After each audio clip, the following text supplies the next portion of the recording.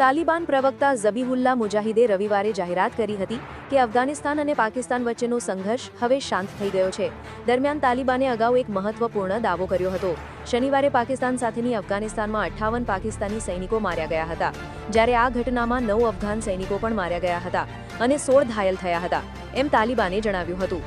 Afghan media outlet ટોલો news અનુસાર પાકિસ્તાને અફઘાનિસ્તાનના કાબુલ પર હવાઈ હુમલો કર્યો હતો અને હવાઈ હુમલાના જવાબમાં અફઘાનિસ્તાન દ્વારા સંઘર્ષ શરૂ થયો અને યુદ્ધ શરૂ થયું।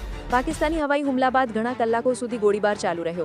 દરમિયાન અફઘાનિસ્તાન અને પાકિસ્તાન વચ્ચે યુદ્ધ બંધ થઈ ગયું છે, તાલિબાન પ્રવક્તા ઝબીહુલ્લા મુજાહિદે પુષ્ટિ આપી। મુજાહિદે કહ્યું કે કતાર અને સાઉદી અરેબિયાની મધ્યસ્થીથી અમે આ સંઘર્ષ બંધ કરવાનો નિર્ણય લીધો। અમે હવે સરહદી લડાઈ બંધ કરી દીધી છે। અમે અમારા પ્રદેશમાં શાંતિ ઈચ્છીએ છીએ। દરમિયાન ઈરાન, સાઉદી અરેબિયા અને કતારે અફઘાનિસ્તાન અને પાકિસ્તાન વચ્ચેના સંઘર્ષ પર ચિંતા વ્યક્ત કરી છે। કતારના વિદેશ મંત્રીએ આપ્યું નિવેદન। આ અંગે બોલતા સાઉદી અરેબિયાના વિદેશ મંત્રીએ કહ્યું, અમને અફઘાનિસ્તાન અને પાકિસ્તાન વચ્ચે ચાલી રહેલા સંઘર્ષ અંગે ચિંતા છે। બંને દેશોએ સંયમ રાખવો જોઈએ અને કોઈ પણ સમસ્યાનો ઉકેલ વાતચીત દ્વારા લાવી શકાય છે।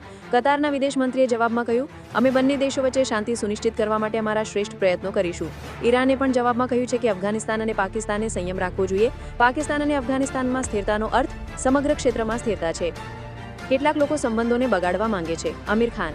આ દરમિયાન ભારતની મુલાકાતે આવેલા અફઘાનિસ્તાનના વિદેશ મંત્રી આમિર ખાન મુત્તકીએ પણ જવાબમાં કહ્યું, અમે પાકિસ્તાન સાથે સારા સંબંધો ઈચ્છીએ છીએ, પરંતુ કેટલાક લોકો આ સંબંધોને બગાડવા માંગે છે।